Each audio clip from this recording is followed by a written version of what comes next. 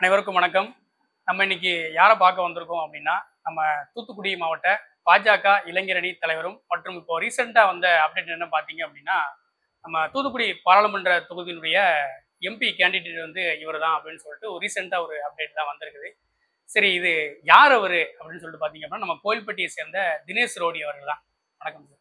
வணக்கம். இப்போ ரீசெண்டா வந்து பார்த்தீங்க அப்படின்னா, சோசியல் மீடியால வந்து எங்க பார்த்தாலுமே வந்து தினேஷ் ரோடி, தினேஷ் ரோடி அப்படின்னு சொல்லிட்டு. ஸோ இவ்வளவு ஒரு ஆர்வம் பாஜக மேல வந்து உங்களுக்கு எப்ப இருந்து வந்துச்சு? இல்ல, முதல் விஷயம் நீங்க இன்ட்ரடியூஸ் பண்ணும்போது மாவட்ட தலைவர் இளைஞர் அணிக்கு அப்படின்னு சொன்னீங்க. அது நிதர்சனம். ஆனா கட்சியோட தூத்துக்குடி பாராளுமன்ற வேட்பாளர் அப்படிங்கிற மாதிரி சொன்னீங்க. அது வந்து எல்லாமே ரூமர்ஸ். இது வரைக்கும் வந்துட்டு இருக்கிறது எல்லாமே ரூமர்ஸ் தான். கட்சி வந்து கிட்டத்தட்ட மேல வந்து பார்லிமெண்ட்ரி போர்டு இருக்கிறாங்க, எங்களோட மாநில தலைவர் இருக்கிறாங்க, பரிந்துரை செய்ய. இது எல்லாம் ப்ராசஸ். இந்த ப்ராசஸ் நடந்து இந்த கூட்டணி யார் யார் வர்றாங்க, யார் யாரை கூட்டணியில் அக்கமடேட் பண்றோம், இது எதுவுமே இன்னும் ஃபைனலைஸ் ஆகலை. ஸோ இன்னும் கூட்டணி ஃபைனலைஸ் ஆகணும். அதுக்கப்புறம் கூட்டணியில் நமக்கு எந்தெந்த தொகுதிகள் நம்ம கட்சிக்கு வாங்குறோங்கிறது இருக்கு. அதுலேயும் நமக்கு இப்போ தூத்துக்குடி அந்த கூட்டணி கட்சிகளோட தொகுதி பங்குதிகளிலையும் தூத்துக்குடி வாங்கினாலும் கூட அதுக்கப்புறம் இன்னும் நிறைய தூத்துக்குடி மாவட்டத்திலேயே கூட நிறைய கேண்டிடேட்ஸ் இருக்கிறாங்க. அதுல கட்சி மேலிடத்துல இருந்து பரிசீலனை பண்ணி ஒரு ஒரு ஒரு நல்ல வேட்பாளரை சூஸ் பண்ணுவாங்க. இது வந்து அடிப்படை. ஸோ இப்போ வந்து வெறும் ரூமர்ஸ். ஏன்னா நிறைய அவங்கவுங்க ஒவ்வொருத்தங்களுக்கு அனுமானத்துல ஒரு ஒரு பட்டியல்கள் வெளியிட்டு இருக்கிறாங்க. தொடர்ந்து இன்னும் ஜனவரி மாசம் வரைக்கும் வரும்னு நான் எதிர்பார்க்கிறேன். நிறைய வேற வேற விதமான பட்டியல்ஸ் வந்து வந்துட்டே இருக்கும்னு நினைக்கிறேன். கிட்டத்தட்ட 2014 பாத்தீங்கன்னா பாரத பிரதமர் மோடி அவர்கள் பிரதமரா வர்றதுக்கு இந்த சமூக வலைதளம் வந்து ஒரு மிகப்பெரிய ஸ்ட்ராட்டஜி டூலா வந்து பயன்பட்டது. காங்கிரஸ்க்கு லேட்டர் ஆன் இப்பதான் அவங்க ரியலைஸ் பண்றாங்க, ஓகே சோசியல் மீடியா ஒரு இம்பாக்ட் வந்து இவ்வளவு பெருசு இருக்குது அப்படிங்கிற ஒரு விஷயத்த புரிஞ்சுக்கிட்டு இப்பதான் அவங்க வந்து நம்ம பார்த்துருப்போம், சசிகாந்த் இவங்க மாதிரியான ஆட்கள்லாம் வச்சு ஒவ்வொரு மாநிலத்துக்கு கர்நாடகாலையும் நல்ல ப்ரமோஷன்ஸ் எடுத்துட்டு போனாங்க சோசியல் மீடியால. அதே மாதிரி இப்போ நிறைய இடங்கள்ல அவங்க இப்போ அதை முயற்சி பண்ணி இப்போ கட்டமைச்சிட்டு வர்றாங்க. பட் பிஜேபி வே பிஃபோர் 2014 முன்னாடில இருந்தே பிரதமர் வந்து அடுத்த ஒரு பொலிட்டிக்கல் ஏர்னா வந்து அது கண்டிப்பா சோசியல் மீடியாவை தான் இருக்கும் அப்படிங்கிறது அவர் ஒரு லாங் டேர்ம் விஷன் இருக்கிறதுனால அப்பவே அவர் புரிஞ்சுக்கிட்டாரு. அதனால சமூக வலைதளங்களை பெருசா பயன்படுத்த ஆரம்பிச்சாங்க. எங்களுடைய தொண்டர்களுக்கும் கூட கட்சி சொல்ற விஷயங்கள், நீங்க மக்களுக்கு சேவை பண்றீங்க சரி, ஆனா அது மக்களுக்கு எடுத்துட்டு போகணும். முதல்ல ஒரு சேவை நம்ம செய்யறத மக்களுக்கு எடுத்துட்டு போய் அவங்களுக்கு தெரியணும், இந்த மாதிரி ஒருத்தர் இருக்கிறாரு நமக்காண்டி செய்யறாருங்கிறது தெரியணும். அப்போ சமூக வலைதளத்தை எஃபெக்டிவா பயன்படுத்தணும் அப்படிங்கிறது எங்க கட்சி எங்களுக்கு கொடுத்துருக்கக்கூடிய ஒரு விஷயம். அதை பின்பற்றி நாங்க கொஞ்சம் பண்ணிட்டு இருக்கிறோம். இப்போ இதுக்கு முன்னாடி வந்து தமிழக பாஜக தலைவர்கள்னு பார்த்தீங்க அப்படின்னா பொன் ராதாகிருஷ்ணன் இருந்திருக்காங்க, தமிழிசை சவுந்தரராஜன் இருந்திருக்காங்க, அதுக்கப்புறம் எல் முருகன் இருந்திருக்கிறாரு, இப்போ வந்து அண்ணாமலை அவர்கள் வந்து இருக்கிறாரு. இவங்களுக்குள்ள உள்ள வித்தியாசங்கள் நீங்க எப்படி பாக்குறீங்க? ஒவ்வொருத்தரும் நம்ம தமிழகத்துல வந்து தலைவராக இருக்கும்போது என்னென்ன மாற்றங்கள்லாம் கொண்டு வந்திருக்கிறாங்க? முதல்ல நீங்க சொன்ன மாதிரி அதுக்கு முன்னாடியும் கூட நிறைய தலைவர்கள் இருந்திருக்கிறாங்க. சமீபத்துல வந்து இந்த தலைவர்கள் நீங்கள் பட்டியல் சொன்ன அந்த தலைவர்கள்லாம் இருந்திருக்கிறாங்க. எங்க கட்சியோடைய வளர்ச்சி, இன்னைக்கு கட்சி இருக்குது அப்படின்னா இன்னைக்கு நீங்க கட்சியை வளர்க்குறது வந்து ஈஸி. எங்களுடைய மாநில தலைவர் அண்ணாமலை அவர்களே வந்து நிறைய இடத்துல வந்து ஓப்பனா சொல்லியிருக்கிறாங்க. இன்னைக்கு நிறைய ஒரு ஒரு பாரத பிரதமர் நரேந்திர மோடி வந்து பிரதமரா இருக்கிறாங்க. நிறைய புதிய ரத்தம் உள்ள பாஞ்சிருக்குது. நிறைய வேலை செய்யறதுக்கு காரியகர்த்தர்கள் நிறைய இருக்கிறாங்க. ஆனா முன்னாடி பழைய காலத்துல வந்து இந்த கட்சி ஒரு வட இந்தியா கட்சி, இங்க வந்து ஆளே கிடையாதுங்கிற ஒரு ஒரு அந்த மாதிரி இருந்த ஒரு சூழல்ல கட்சி நடத்துறதுங்கிறது ரொம்ப ஒரு கடினமான ஒரு கஷ்டமான விஷயம். அதையும் கூட எங்களுடைய கட்சி தலைவர்கள், அப்ப இருந்த தொண்டர்கள், அந்த மூத்த காரியகர்த்தர்கள் இவங்க எல்லாருமே வந்து கட்சியை ஒரு இது வந்து ஒரு ரிலே ரேஸ் மாதிரி தான். கிட்டத்தட்ட இன்னைக்கு மேபி கூடிய சீக்கிரத்துல நாங்க ஆட்சி அரியணை ஏறக்கூடிய சூழ்நிலை இருக்குது.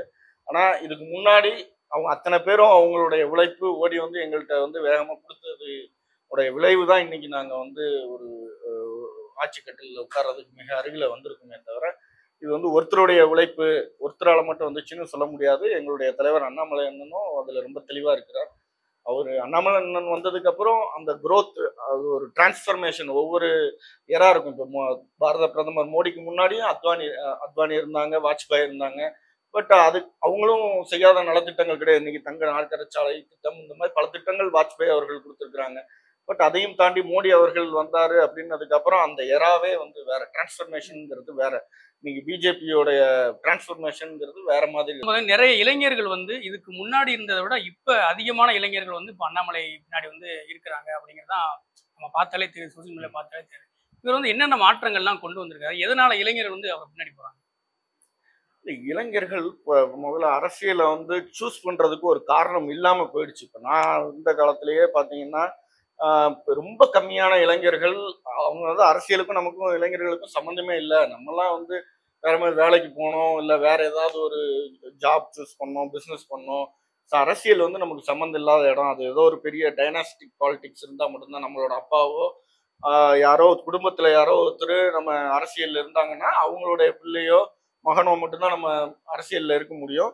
ஒரு சாதாரண இளைஞனுக்கு வந்து அரசியல் வந்து ஒரு டெஸ்டினேஷன் கிடையாது அப்படிங்கிற மாதிரியான ஒரு சுச்சுவேஷன் வந்து எல்லா இடங்கள்லையுமே பரவலா இருந்துச்சு. இன்னைக்கு சீமான் இருக்கிறாரு, அவர் வந்து யூத் அட்ராக்ட் பண்ற மாதிரி நிறைய விஷயங்கள் பேசிட்டு இருக்கிறாரே தவிர, அதுவுமே வந்து அது அவருடைய சித்தாந்தம், கொள்கைகள், அவங்களோட இதெல்லாம் வேற மாதிரி நரேட்டிவ்ஸோ எல்லா இளைஞர்களுமே அதை சூஸ் பண்ணவும் முடியாது.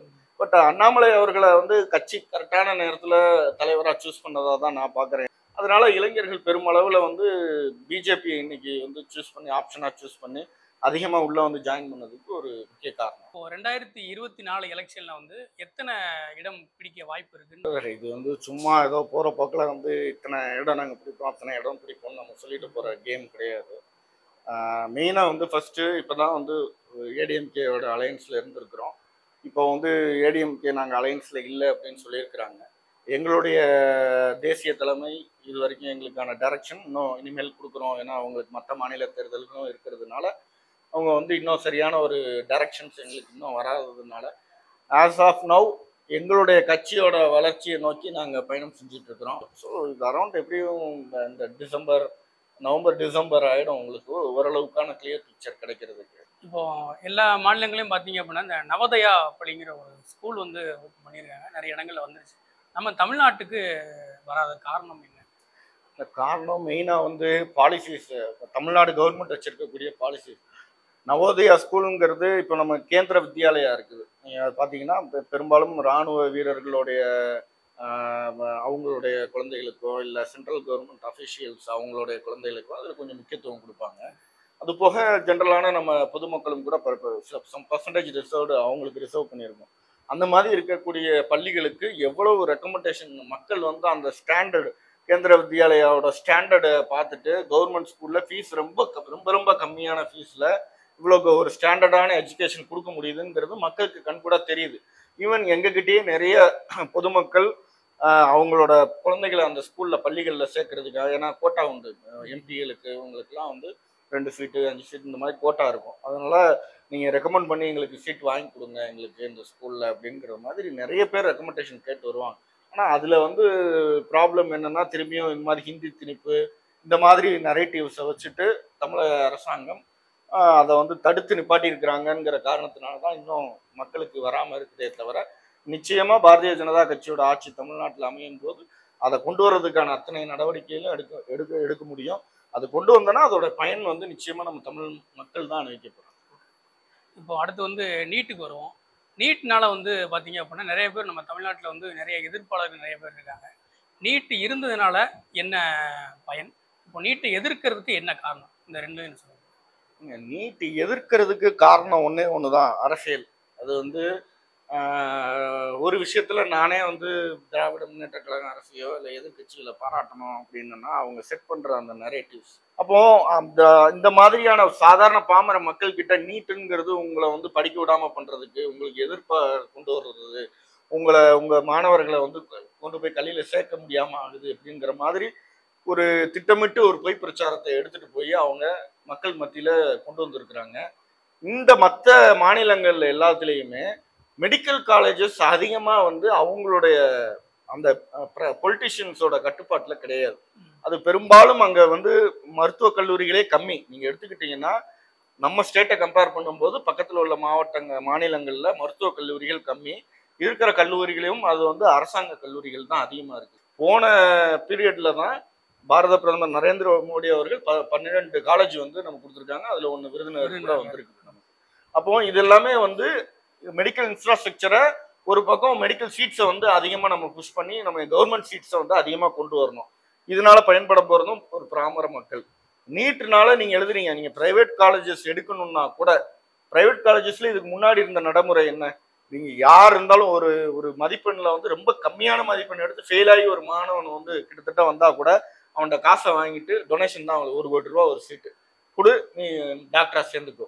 ஸோ இதில் நம்ம மத்திய அரசாங்கம் என்ன சொல்லுது அப்படின்னா, அடிப்படை அறிவே இல்லாமல் அவன் வந்து ஒரு டாக்டர் ஆகி அவன் வந்து ஒரு மருத்துவம் பார்க்க போனான்னா அதனால பின்விளைவுகள் நிறைய இருக்குது அப்படிங்கிறதுக்காக இந்த நீட் எக்ஸாம் கொண்டு வராங்க. நீங்கள் படித்து முடிச்சுட்டு இந்த நீட் எக்ஸாம் எழுதுங்க, நீட் எக்ஸாமில் எடுத்த மார்க்கை வச்சு நீங்கள் அடிப்படையாக வச்சு நீங்கள் காலேஜஸ் சூஸ் பண்ணிக்கோங்க அப்படின்னு சொல்கிறாங்க.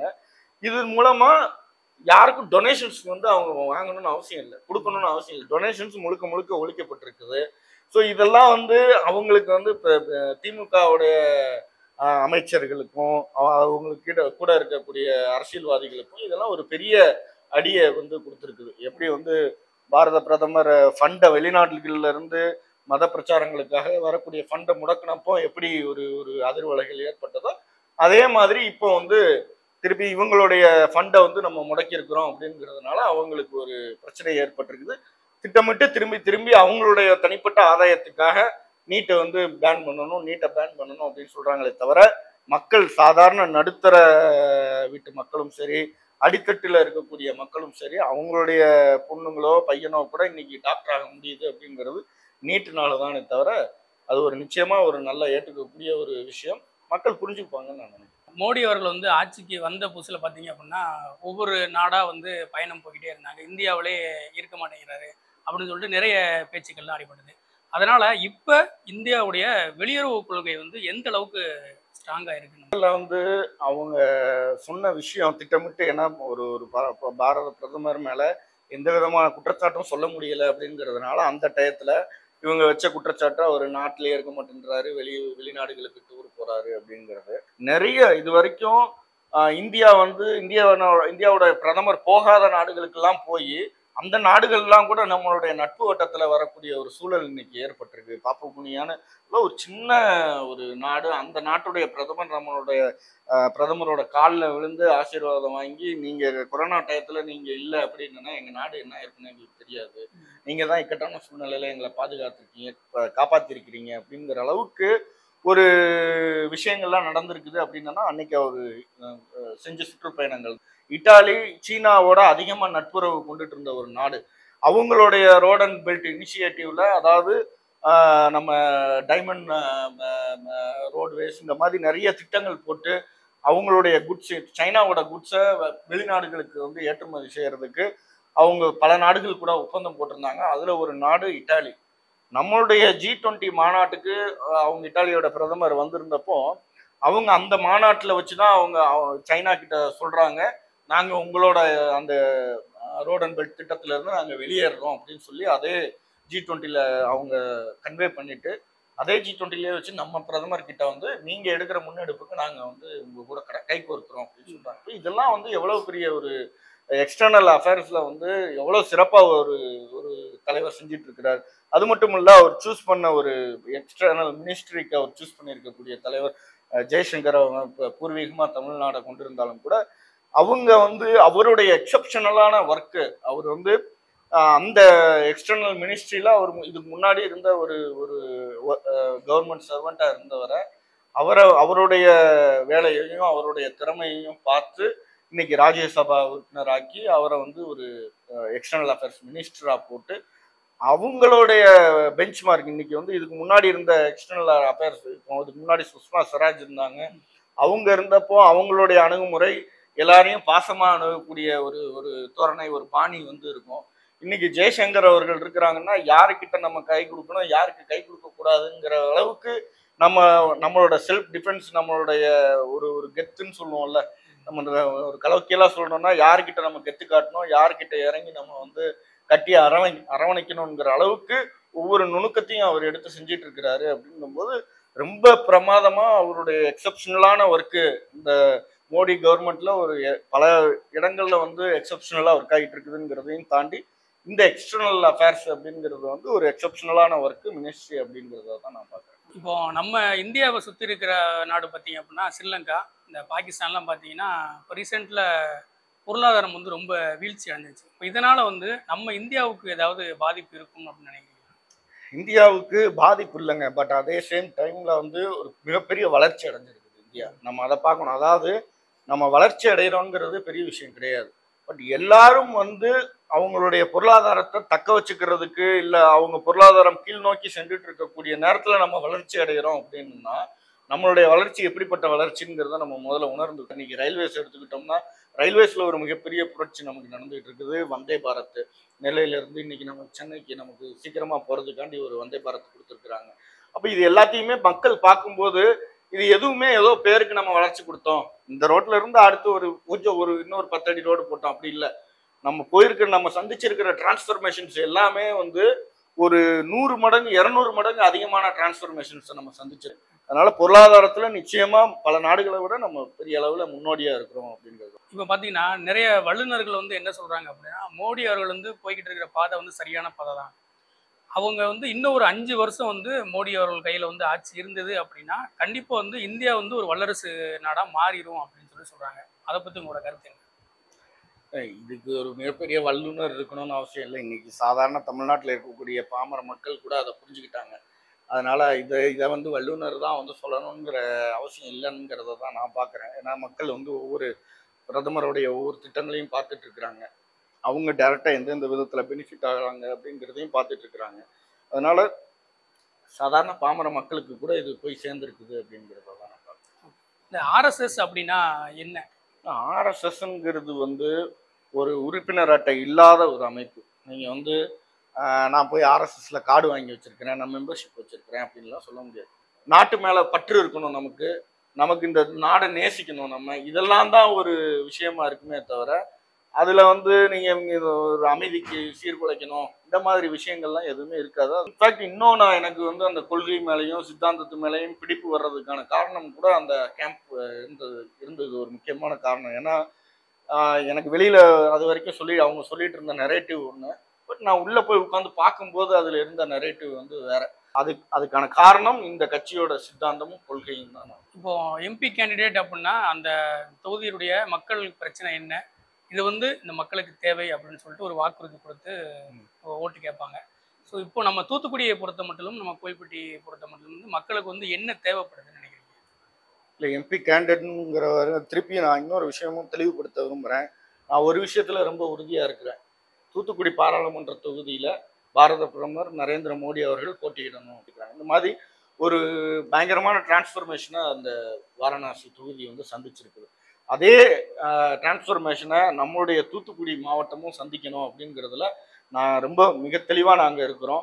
ஏன்னா இது வந்து தூத்துக்குடி நகரம் அப்படிங்கிறது, தூத்துக்குடி மாவட்டம் அப்படிங்கிறது இயற்கையாகவே அதிகமான ஒரு அட்ராக்ஷன்ஸ் இருக்கக்கூடிய ஒரு பகுதி. தூத்துக்குடியில் இன்னும் நிறைய தொழில்கள் வரணும், பெரிய அளவில் தொழில் புரட்சிகள் நடக்கணும். இங்கே இருக்கக்கூடிய இளைஞர்கள் சென்னைக்கு போகிறது, பெங்களூருக்கு போகிறதுங்கிறது இல்லாமல் தூத்துக்குடியிலேயே நம்மகிட்ட இங்கே நிறைய வளங்கள் இருக்குது, இதை நம்மளால் பயன்படுத்த முடியும். தூத்துக்குடி மாவட்டத்தில் இருக்கக்கூடிய அளவுக்கான சுதந்திர வீரர்கள் ஒரே இடத்துல அடர்த்தியாக இருந்தது வந்து இந்த தூத்துக்குடி. இயற்கையாகவே இந்த மண்ணுக்கு ஒரு புரட்சி இருக்கக்கூடிய ஒரு மண். அவர் போட்டியிட்டார்னாலே ஒரு மிகப்பெரிய வளர்ச்சியை இந்த பாராளுமன்ற தொகுதி சந்திக்கும் அப்படிங்கிறத நான் உறுதியாக நம்புறேன். சரி, இப்போ லாஸ்ட்டாக வந்து இளைஞர்கள் வந்து இப்போ நிறைய பேர் வந்து அரசியலுக்கு வரலாமா வேண்டாமா அப்படிங்கிற ஒரு கேள்விக்குறியாகவே இருக்கிறாங்க. ஒன்று பார்த்தீங்க அப்படின்னா, நான் அன்றைக்கி ஏற்கனவே உங்கள்கிட்ட கேட்டேன் அந்த விஷயத்த வந்து, ஒரு சாதாரண குடும்பத்தில் பிறந்த ஒரு காமன் மேன், நிறைய ஆதங்கங்களோடு இருக்கிற அதங்க நிறைய இருக்கும், எனக்குமே நிறையா இருக்குது. ஸோ அப்படிப்பட்ட ஒரு இளைஞன் வந்து அரசியலுக்கு வரணும், ஆனால் அவனால் வர முடியல. ஸோ எதனால் அப்படின்னு நீங்கள் நினைக்கிறீங்க? உங்களுடைய பாயிண்ட் ஆஃப் வியூ. அது சாதாரண குடும்பத்துல இருந்து வர முடியல அப்படின்னு சொல்லி நமக்குள்ள ஒரு கட்ஸ் இருக்கணும்ல. எதுவுமே இப்போ ஒரு தொழில் ஆரம்பிக்கிறோம், தொழில் ஆரம்பிக்கும் போதே நான் அம்பானி ஆயிடுவோனா, அம்பானி ஏன் ஆக முடியலன்னு நமக்கு ஏதாவது கேள்வி இருக்குதா? நம்ம தொழில் ஆரம்பிக்கணும்னுங்கிற நம்ம ஏதோ ஒரு விஷயம் நம்ம எடுக்கிறோம். இந்த தொழில் எனக்கு நம்பிக்கை இருக்குது, நான் செஞ்சால் அதில் வந்து நான் வருமானம் சம்பாதிக்க முடியும், அதை நான் வெற்றிகரமாக நான் வந்து கொண்டு வருவேன் அப்படின்னு நம்பிக்கை இருக்குதுங்கிறதுனால நம்ம முதலீட்டை போட்டு நம்ம அதை ஸ்டார்ட் பண்ணுறோம். அதே மாதிரி தான் அரசியலும். நம்ம வர்றதுக்கு முன்னாடியே அது வந்து வர முடியுமா, நம்ம எப்படி, நமக்கு இது கொடுப்பாங்களா, அது கொடுப்பாங்களா, அந்த பதவி கொடுப்பாங்களா, இந்த நான் பெரிதும் பார்க்கக்கூடிய விஷயமா அதுதான் பார்க்குறேன். வந்து எல்லாருமே நான் வரும்போதே என்ன பதவி கொடுப்பீங்க, எனக்கு என்ன கிடைக்கும், எனக்கு என்ன செஞ்சு கொடுப்பீங்க, என்ன பதவி கொடுப்பீங்க, இல்லை நான் வந்து எப்படி நான் வந்த உடனே நான் பெரிய ஆளாயிரணும். இது வந்து இயற்கையாகவே இது வந்து நடக்காத ஒரு விஷயம். ஏன்னா ஒரு தொழிலுங்கிறது, நீங்கள் தொழிலுங்கிறது இங்கே நிறைய பேருக்கு வந்து செய்கிறது கஷ்டம். தொழில் செய்கிறது ரொம்ப கஷ்டமான விஷயம். அதுக்கு நம்ம வந்து ஜாலியாக நம்ம வேலைக்கு போனோமா, கரெக்டான டயத்தில் வந்தோமான்னு இருக்கலாம்ங்கிற டிசிஷனில் நிறைய பேர் இருக்கிறாங்க. ஒரு ஆண்டர்பிரனர் ஆகிறதுக்கே ஒரு பெரிய கட்ஸ் தேவைப்படுது, ரிஸ்க் எடுக்கிறதுக்கான ஒரு கட்ஸ் தேவைப்படுது. அதையும் தாண்டி ஒரு ரிஸ்கியான ஒரு ப்ரொஃபஷன் வந்து எனக்கு தெரிஞ்சு பாலிடிக்ஸ். ஏன்னா இங்கே பாலிடிக்ஸில் அழிஞ்சவங்க, அதாவது பாலிடிக்ஸில் கொஞ்ச நாள் இருந்துட்டு இருந்த இடம் தெரியாமல் வெளியில் போனவங்க ரொம்ப அதிகம். ஆனால் ஷைன் ஆனவங்க ரொம்ப கம்மி. ஆனால் ஷைன் ஆனவங்களில் நீங்கள் ரேஷியோ எடுத்து பார்த்தீங்க, அவங்களுடைய பின்புலங்கள்லாம் எடுத்து பார்த்தீங்கன்னா கூட நான் அடித்து சொல்கிறேன், அன்னைக்கு தேதியில் அவங்க வந்து ஒரு மிகப்பெரிய பொருளாதார பின்புலமோ இல்லை ஒரு மிகப்பெரிய ஒரு பேக்ரவுண்ட், அவங்க அம்மா இப்படி இருந்தாங்க, அவங்க அப்பா வந்து பெரிய அரசியல்வாதியாக இருந்தாங்க அப்படிங்கிற பின்புலங்கள்லாம் இருந்திருக்காது. ஒரு சாதாரண அவங்களுக்கு எல்லாருக்குமே அரசியலுங்கிறது ஒரு ப்ரொஃபஷன் கிடையாது. அவங்களுடைய தொழில் ஏதாவது ஒரு கவிஞராக இருந்திருப்பாங்க, ஏதாவது ஒரு ஆக்டராக இருந்திருப்பாங்க, இல்லை அவங்க தொழிலில் வந்து அவங்கவுங்க ஏதோ ஒரு தொழில் செஞ்சுட்டு இருப்பாங்க. அவங்களுடைய தொழில் செஞ்சுட்டு இருந்தாலும் கூட பேரலாம் இந்த அரசியலில் அவங்க வந்து அவங்களோட பணிகளை வந்து சமூக பணிகளை இந்த அரசியலை செஞ்சுட்டு இருக்கும்போது ஏதோ ஒரு காலகட்டங்களில் ஏதோ ஒரு வழியில் வந்து அவங்க ஒரு தலைவர்களாக அறியப்படுறாங்க. இது வந்து நம்ம இப்போ பார்க்குறது எல்லாமே வரலாறு. நம்ம அடுத்து வரலாறுல நம்ம இருக்கணும் அப்படின்னா அந்த ரிஸ்க் எடுக்கிறதுக்கும் அந்த கட்ஸும் முதல்ல நமக்கு வரணும். ரெண்டாவது, வரவே முடியாது, இங்கே வந்து நீங்கள் வந்து ஷைன் ஆகவே முடியாது, அரசியலுக்குள்ள பெரிய பணம் இருந்தால் தான் வர முடியும், செய்ய முடியுங்கிறது கிடையாது. இன்னைக்கு தலைவர் அண்ணாமலை அவர்கள் இன்னைக்கு ஒரு மிகச்சிறந்த, இன்னைக்கு இருக்கக்கூடிய அரசியலில் ஒரு மிகச்சிறந்த எக்ஸாம்பிளாக இருப்பாருன்னு நான் நினைக்கிறேன். நான் ஒரு கவுன்சிலர் ஆகணும், நான் ஒரு சேர்மன் ஆகணும், நான் ஒரு எம்எல்ஏ ஆகணும், நான் ஒரு எம்பி ஆகணும் அப்படின்னு அவன் ஆசைப்படவாது முடியும். இன்னைக்கு பாரதிய ஜனதா கட்சி, நீங்க வேற எந்த கட்சிக்கு போனீங்கன்னாலும் இன்னைக்கு ஏடிஎம்கேல நீங்க வந்து ஒரு சாதாரண இளைஞன் இன்னைக்கு போய் அரசியல சேர்ந்துட்டு நான் இந்த கட்சியில கோயில்பட்டிக்கு எம்எல்ஏ ஆகணும்னு ஆசைப்பட முடியுமா? இல்ல ஒரு எம்பி ஆகணும்னு அந்த கட்சியில ஆசைப்பட முடியுமா? இதுதான் இயற்கையான விஷயம். பிஜேபி ரொம்ப வேகமா வளர்ந்துட்டு இருக்கக்கூடிய காரணமும் கூட நான் பார்க்குறேன். ஓகே, இவ்வளோ நேரம் வந்து எங்களுக்காண்டி ஒரு நேரம் ஒதுக்கி நம்ம கேவிபி டாக்கீஸ் சேனலுக்காக நீங்கள் இவ்வளோ நேரம் நிறைய கேள்விகளுக்கு பதிலளித்ததில் எனக்கு ரொம்ப சந்தோஷம். நன்றி. நன்றி. முதல்ல கேவிபி டாக்கீஸ் அந்த சப்ஸ்கிரைபர்ஸ், உங்களுடைய நேயர்கள் எல்லாருக்கும் கூட நான் நன்றியை தெரிவிச்சுக்கிறேன். ஏன்னா தொடர்ந்து ராகவன் வந்து நிறைய நல்ல நல்ல விஷயங்கள், அதுவும் குறிப்பாக கோவில்பட்டி அதோடைய வரலாறுகள், அது சம்மந்தப்பட்ட விஷயங்கள் எல்லாத்தையுமே எடுத்து கொண்டு வந்துட்டு இருக்கிறீங்க. நிச்சயமா இது கோவில்பட்டியோட வரலாற்றில் இது ஒரு அழிக்க முடியாத ஒரு விஷயமா இருக்கும் அப்படிங்கிறத நான் நம்புகிறேன். நேயர்களுக்கும் வாழ்த்துக்கள், உங்களுக்கும் வாழ்த்துக்கள். நன்றி.